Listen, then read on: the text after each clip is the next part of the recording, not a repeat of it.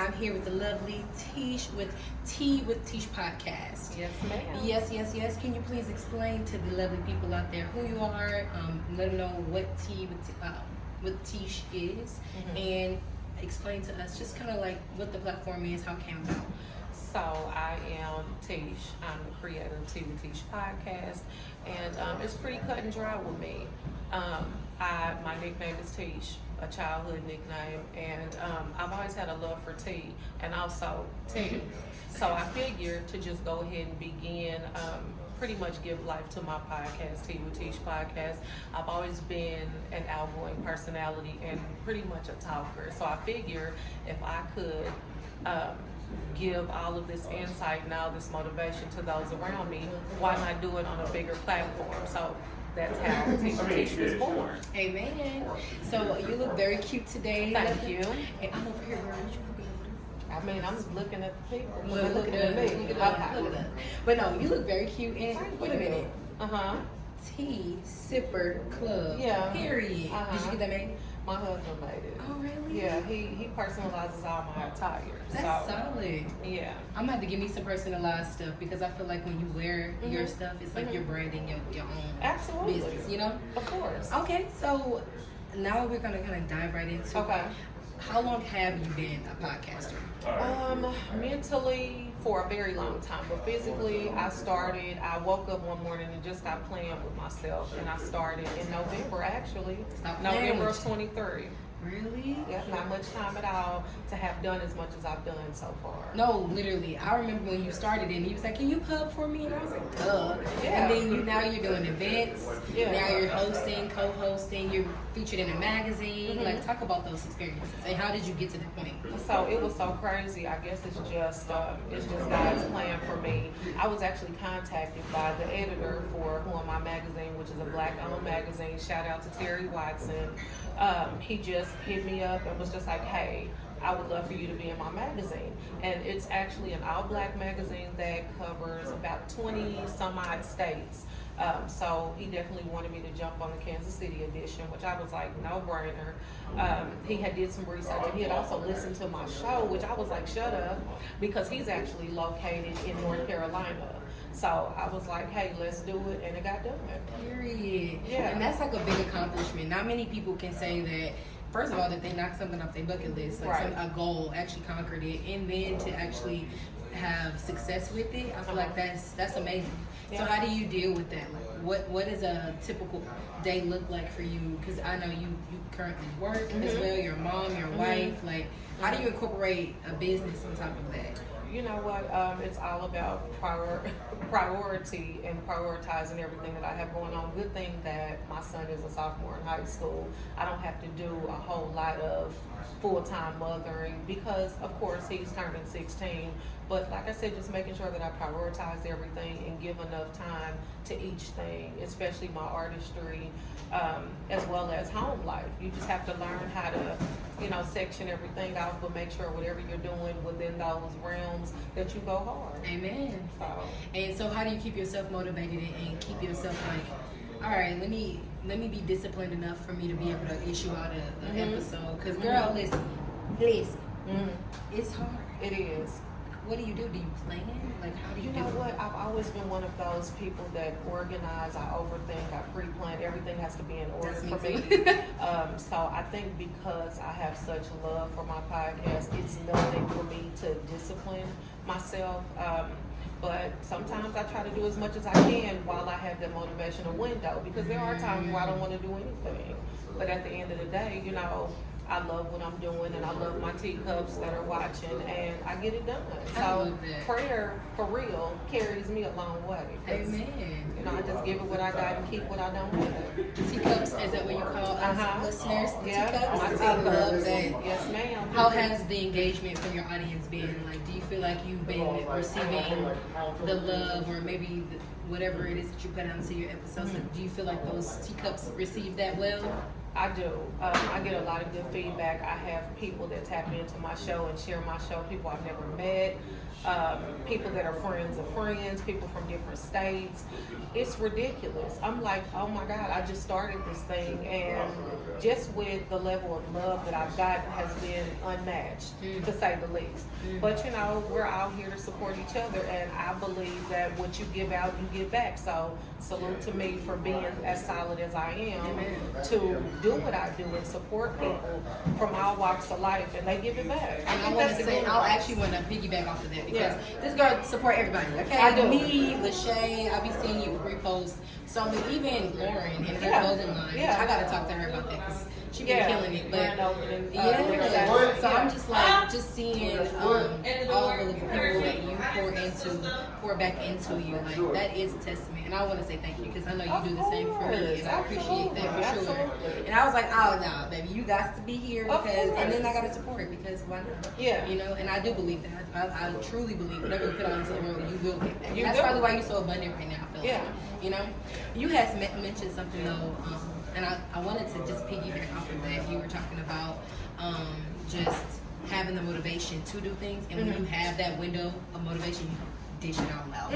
So talk about that. So like, when do you plan? How do you? Because I really want to get into the fact that you started in 2023 and now you're at this grand like scale, you know, and you're gonna elevate more. But what advice do you even have for someone who's looking to get into podcasting? You know what? I just say be authentic, be true to yourself, stay in your own lane. Nobody can do you better than you because it's you. I feel like anything you do, you have to have love for it, true love for it. And so, if that's your judge, I mean, if that's really what you feel like your calling is, and you feel like you could be a star, then go for it. I mean, you know, every lane ain't for everybody, but for those that really and truly want to do it, it's not just having a big mouth. It's about having good things come out of it for the public, stuff that they want to hear. And like I said, just be authentic. How do you know? That's a good word, authentic. I love that. How do you know what people want to hear? Well, because I am a part of the general public, I know that a lot of people want to hear about motivation. They want to hear about women's health. They want to hear about relationships, and they want the truth. They want facts about it. So nothing I'm doing is commercialized. These are things based on my own experiences. So I don't do anything. Although I am a comedic genius, amen. But you know, I just take personal experiences and I give them to the world. And a lot of people actually feed back off of it, like, hey, I didn't even know that I needed that today. Thank you. So it's almost like I said, just taking pieces of me and sharing. Yeah. And I think that everybody receives that well because we're all so much alike and don't even know it. Amen. So, and I feel like I experience that so much more now as an adult too. Because when you're younger, you like think everything is all about you. You overthink everything, and you might in your head think, oh, I'm the only one going through this. Exactly. You know, but when you get older, you realize everybody out here is trying to survive, and we all here. You know, I love that. So, what would you say to the people out there who are like naysayers? Like, do you have any people out there that kind of hate on you? I'm pretty sure. She said, maybe if I don't, I ain't doing my job. If they haven't come out yet, they'll definitely come out. At the end of the day, you're gonna have people that love what you're doing, that don't love what you're doing, that will tune in, tap in, or middle finger everything you're doing. And I mean, let's be honest. A lot of people were upset with Jesus, and he still made a difference in them. So I don't really trip too much off of things like that. I just keep going. I stay in my lane and keep it pushing. So what do you feel like was your breakout episode? Like, do you feel like you reached that pinnacle yet? Like, you know what? I have gotten good feedback off of one of my episodes. It's a me season. And I mean, to me, I think it was a breakout episode, but I've done over 40 now, so it's really hard to say, but I think people really got off on the boundary episode because a lot of us need to set them. Thank you. Set them, definitely. Set them boundaries, please. So yeah, between setting boundaries and it's a me season, I think a lot of people took to those. I like that. I think the generation that we're in, kind of approaching into, like, a lot more people are focusing on mental health and just taking care of self. Yep. And not really. So how do you feel like? Do you feel like that's like you mentioned earlier? Obviously, you want to talk about things that are relevant, right? So how do you keep up how do you know what you're gonna talk about each episode? I'm one of those people that ideas come to me all the time, all day, every day, whether it's a personal experience in that moment. I mean, seriously, if it's something that I've thought about in that moment or something recently, I roll with it. I mean, because I feel like if you think wrong, you think wrong. So when it pops in, you just go for it. You push it out. Yes. I always know when it's time because whatever hits me, I just write it down or I'll just start recording and it comes effortlessly. Well, you seem so confident, or you are very confident. Like, how long do you feel like it took you to get to that point? And what do you do to remain humble and confident the way you are? Girl, because when I first started, I was very nervous. I didn't know which way I wanted to go. I didn't know really how to take in my own recordings. When I first started listening to myself, I was just like, oh my God, is that me? And then it turned into, that's me. You know, so it didn't take much time, but that jump off the porch was something else. But, you know, I just took it and did what I had to do with it. When you decided to become a podcaster, did your family have anything to say? Like I said, you always have people that salute you, and even if they salute you in silence, it's still all good. You know, nobody was tearing my phone up, but at the end of the day, I know they see me, and I know that they know what time it is for me, and you know, I mean, that's just kind of it. That is it. That's just it. So switching gears a little bit, have you ever faced any challenges so far? Like, what are some common challenges that you feel like you face? Coming up with a block. What to talk about? What's next? What's to tell you? She said everything. You know, I mean, you have your moments just like a writer does or anybody creative. You'll get that block, and it's almost like you have to stay down for a little bit, but then it hits you again, and then you roll with it, and you just get back up. But it's definitely moments where I'm just like, I'm in a drought. What do I do? So, like I said, you know, you just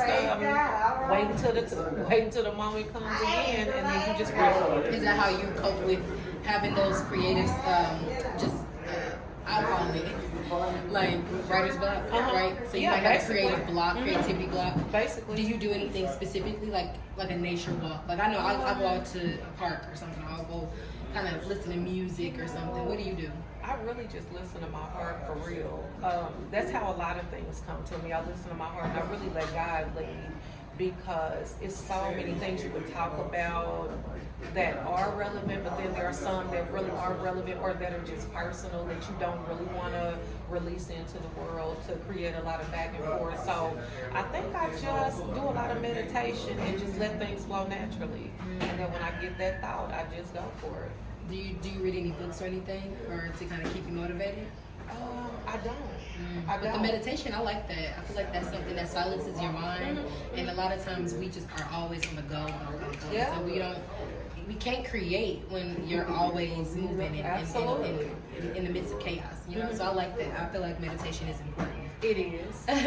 So along those lines, then, have you ever thought about a time where you like? I know it's still so fresh, but.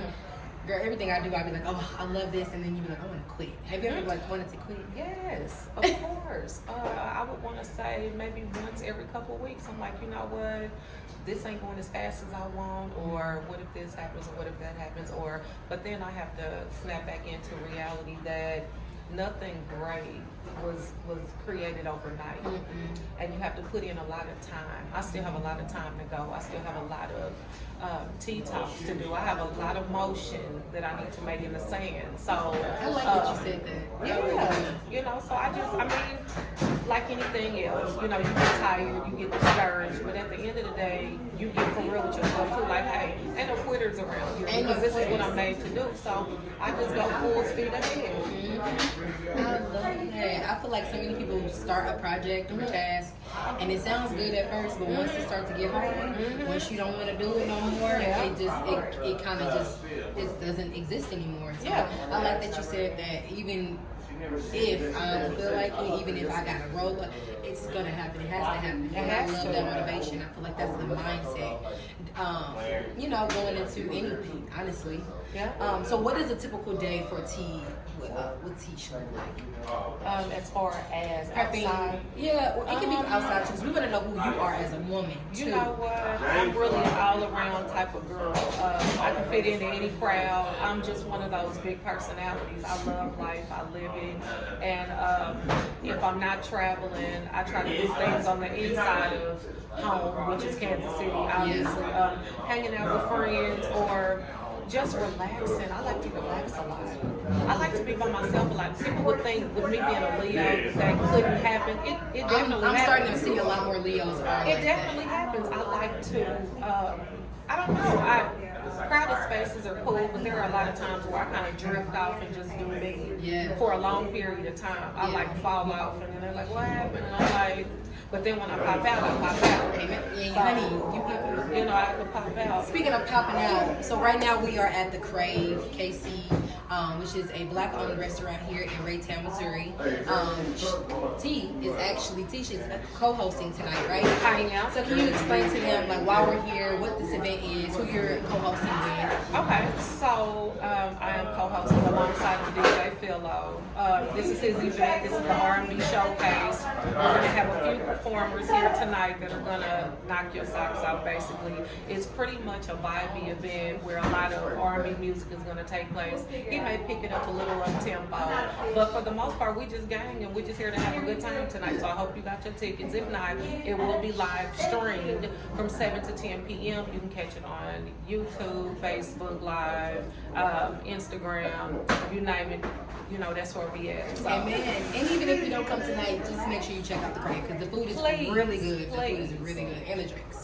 But yeah, so you kind of speaking about events. You recently just did an event at Privy, another black-owned spot here in town, more upscale. What was that event like, and what were you there for? So it was an all-red, sexy, celebratory event for me and my girls. It was celebrating my magazine feature. I thought I was just going to be on the inside, but I was actually on the cover, which was really cute, really dope. And again, shout out to Terry Watson for making that happen for me.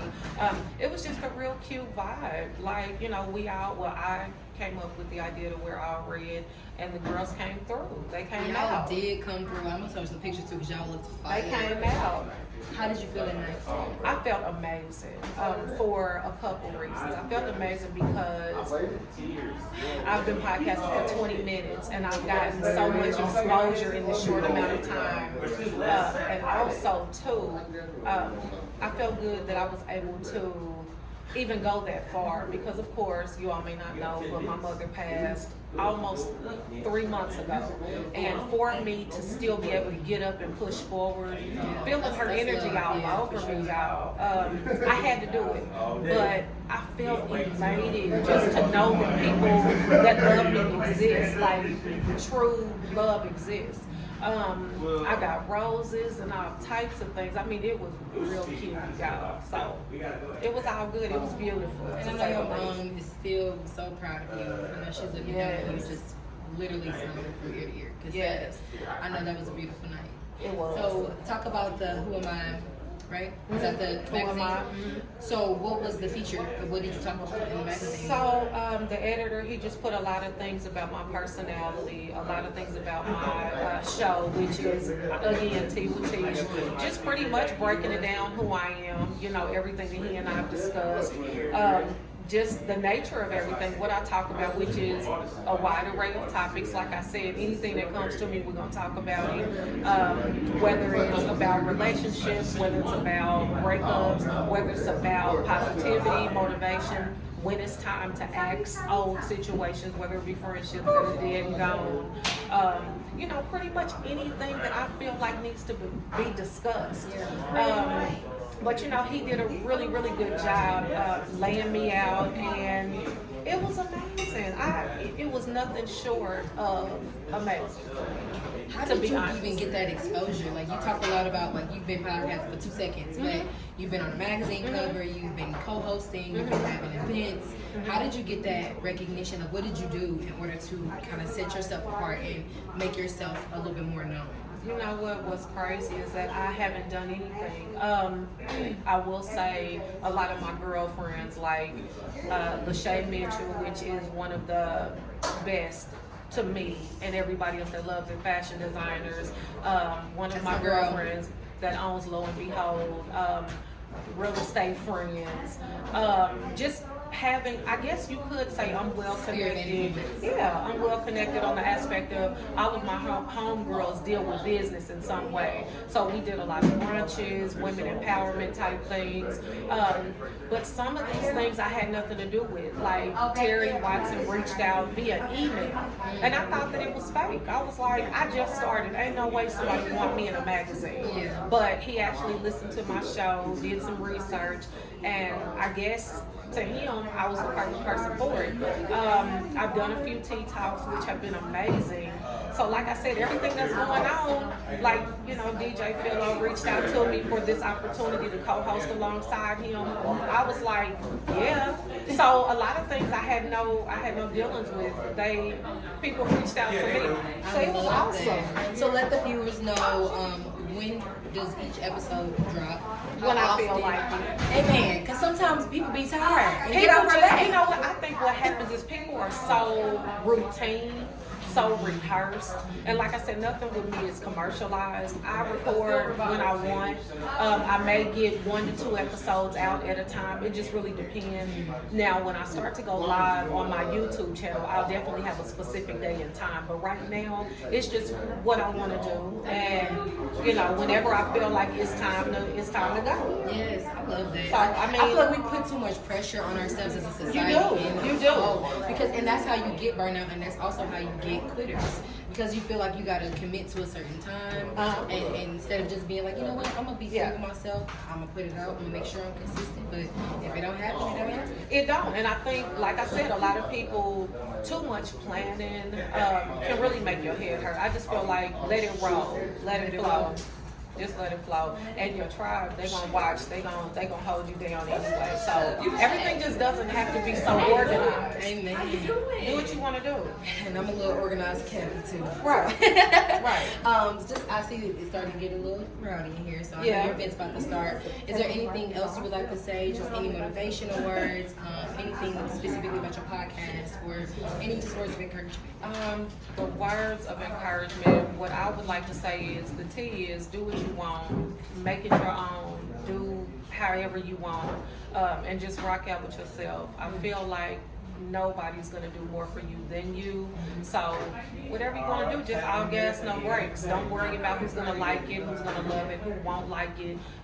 A lot of people hated Jesus too, and again, he's made an indention on the world. And So we are all Jesus' children, so Yeah. we believe that as well. that part. Well, I love that you did this with me. I Of so course. appreciate you. And Thank tonight you. is amazing. Because you, girl, honey, I look amazing. Because, you know, this girl look good every time. Because I just want y'all to see the back of my jacket, and I'll show it to y'all here in a minute. Anytime. Okay. What I do want you guys to do is follow my Teash's Tea Shop page on Instagram, where I do a lot of my live tea talks. I post those there. When it comes to my Tea with Teash podcast page on Instagram as well, you can follow that. I'm also on TikTok, Tea with Teash. Again, YouTube, TikTok, Facebook, I'm everywhere. Instagram. I'm just everywhere. all So over you the know, above. like, share, stay down, and you know, just let's And let's when do it. can we expect our next? When can your 2 cups expect our next talk with Teash?